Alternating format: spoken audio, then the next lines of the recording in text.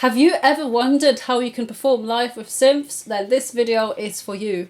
I'm going to show you a specific example of how you can perform with both hardware and software synths. I've got an OB6 and I've got the ROLI Seaboard controlling the Equator 2 soft synth. Also, if you can't play keys or drums, I've got a special trick for you as to how you can still perform live with sound design parameters. We're also going to look at MPE, MIDI Polyphonic expression, but for now, here's a sneak peek of what's to come.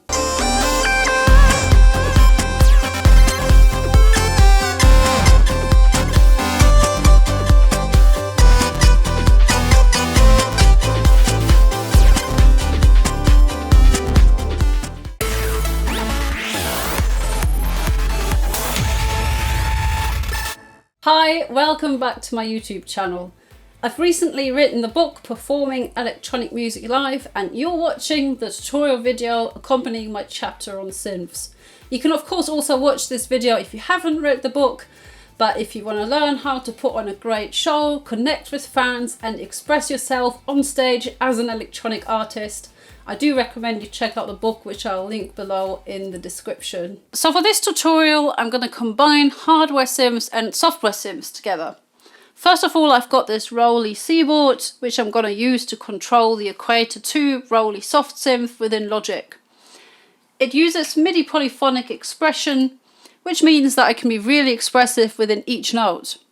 In addition, I'm also routing some MIDI out of Logic into this wonderful OB6 hardware synth. So at the end of this video, I'm going to show you a full performance, but first of all, I'm going to break down my setup for you guys, and hopefully you're going to find it useful. So let's jump right in.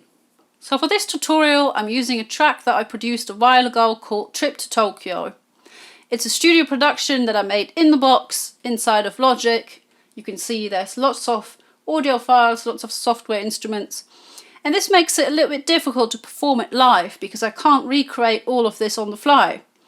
But what if I still want to play live on some kind of real instruments? I don't want to just press play. I want to kind of add some improvisation. I want to add something into the sound that's not on the record. So if you're a synth geek like me, one thing that you can do is you could take some synths on stage with you. So in my setup, I could take these two hardware tools, my OB6 synth and my ROLI Seaboard MIDI MPE controller, and I could take them on stage with me together with a laptop and an audio interface, and that's all I would need. And that's exactly what I'm going to show you now. So starting with this Seaboard controller, I'm going to just talk for a little while about MIDI Polyphonic expression. It's really great because it's really expressive. So on a traditional piano, you can press a key really hard or you can press it lightly to get differences in volume. And similarly, in the traditional MIDI protocol, you've got something called velocity, which basically means that if you press a key harder, then you get a louder sound usually. On this Seaboard, however, you've got 5 different things that you can control for every single note. And these 5 things correspond to parameters within the soft synth as well. So just a little disclaimer, this is not a tutorial on how to use Equator 2. It will be a much longer tutorial. It will be a separate tutorial from this one. There's lots of them on the internet. ROLI themselves have uploaded some brilliant tutorials. So I'm not going to go into too much detail, but hopefully what I'm going to say is going to just give you an idea of the kind of things you can do. So you can see these 5 different MPE parameters. Strike, which is how hard I strike the note. So it influences the volume of the note, but it also has got a little bit of an impact on how bright the sound is in this case. Next, I've got glide. It sounds a little bit like an angry cat. In this case, it basically corresponds to gliding your finger left and right along the keyboard. So you can use it for pitch bend or for much more drastic effects as well. The third parameter is slide, which essentially corresponds to your position of your finger on the key vertically. And as you can see, I've set it up so that it corresponds to vibrato in the note. So depending on where I move my finger, if I move it up or down, I can get sort of more or less vibrato. The next parameter is press. Press corresponds to how hard I press the note. You can see also, by the way, you've got these different curves for every parameter. You can change how the synth responds to what you're doing on hardware. So for press, it's kind of, you have to press it quite hard to get the full effect, which is good because you can sort of play without kind of getting something too drastic initially. So press, in my case, kind of makes a difference in terms of brightness of the sound. It changes the timbre basically. Lastly, lift is essentially corresponds to how quickly you lift your finger off the key once you've finished playing. What's particularly cool about these 5 parameters is that you can actually control them separately for each note in a chord. The preset that I'm using here is monophonic, it can't play chords, but if I was to play a chord in a different preset, I could actually change the vibrato for every single note in that chord separately, which is super exciting and super expressive. So all of these parameters can be assigned to whatever you want to assign them to within the soft synth. You do that within this modulation matrix. And I'm just going to give you one example because, like I said, there's, as you can see, there's loads and loads of things going on. So I'm not going to go into too much detail. But basically what you can see is you've got this LFO, which is controlling all of the source fine-tunings. Well, that means basically the LFO is kind of like a wobbly sine wave, and it's assigned to the pitch of each source, causing a vibrato to happen. And then in turn, what's going on is that if I head over to slide, you can see slide is set up to control the level of this LFO. So essentially, the further that I slide up on the key, the bigger the amplitude of the LFO is going to be, and the more vibrato I'm going to get. And there's lots of other similar things going on. If you like this preset, it's part of one of the preset packs I've made for ROLI. I'm going to link it down below in the description if you want to check this out. My idea or my inspiration for this preset pack was to recreate old games console sounds, you know, bleepy, bloopy sounds, chiptune sounds, but with MIDI polyphonic expression, which is a completely bonkers concept, but I found it to be a really cool idea. So if you want to check it out, you know, I'll link it down below. In addition to these 5 parameters, you've also got so-called macros. So macros are basically controls that you can use in order to alter the sound on the fly. I can really assign these to do whatever I want. I can name them differently. So I've got one that controls reverb. On this XY pad here, I can control a delay, a bit of distortion, and those 5 parameters correspond to these macro controls you can see here. So not only can I change for every single note, strike, glide, press, lift and slide, I can also actually change these macros as well while I'm performing, so that adds yet another dimension to what I'm doing. So the next thing that I'm going to show you is how I'm using the OB6. So this OB6 synth has a really beautiful sound. It's made by Sequential and it's a collaboration between Dave Smith and Tom Oberheim. And the nice thing is that it's got loads of analog components inside of it, which give it that really beautiful, warm, vintage kind of sound, but with the precision of some digital control elements. So it sounds amazing, but you can tune it really easily, for example.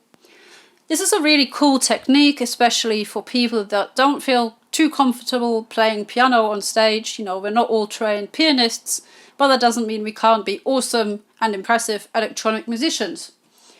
So what I've done for the OB6 is I've got inside of Logic, I've got this MIDI file, which is just playing these kind of even notes all the way through in the same rhythm. And they're being sent out as MIDI notes into my OB6, so I don't have to worry about performing all of these notes. And the way that I've done that is inside of this software instrument track, I've set up the external instrument, I've routed it into my claret, which is my MIDI interface.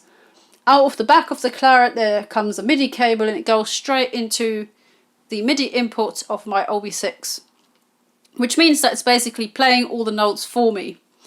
And it allows me to actually jam with synthesis parameters instead. So rather than playing the notes, I'm actually playing on these controls. So what you'll see me do in the demonstration is I'm going to change the frequency cutoff of the filter, making the sound brighter and darker. And I'm also going to work a little bit with this release here of the amp envelope, which makes the notes longer and shorter. So I'm actually changing what you can hear without worrying about what notes I'm playing. And I think that's just a really nice trick, especially here, because I'm also playing on the Seaboard as well. So if I was to do everything from scratch, it would become quite overwhelming. So it's a really nice way to perform live, to add some improvisation to my record, to make it sound different for the audience, and to just give it a bit more interest rather than me just playing back, you know, a pre-recorded backing track and doing absolutely nothing. So that was my inspiration for this particular setup. So overall, synths look and sound great on stage, and they allow you to play with sound design parameters even if you can't play keys or drums. So I hope you enjoyed this explanation part of the video, and we're going to move on to a full performance now.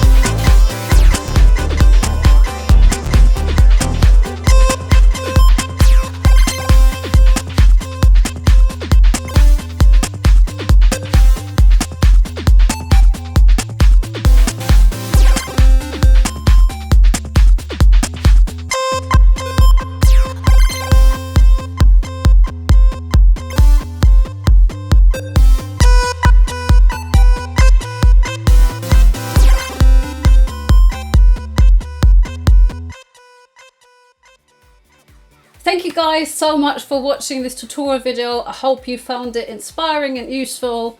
And do let me know in the comments down below what's your favourite synth. Have you ever played live with synths before? Because I really want to know, so let me know. Also, if you want to see more tutorial videos about how to perform electronic music live, Please do subscribe to my channel and hit the bell, and there'll be more to come. So for now, thank you so much, and I will see you in the next video. Bye!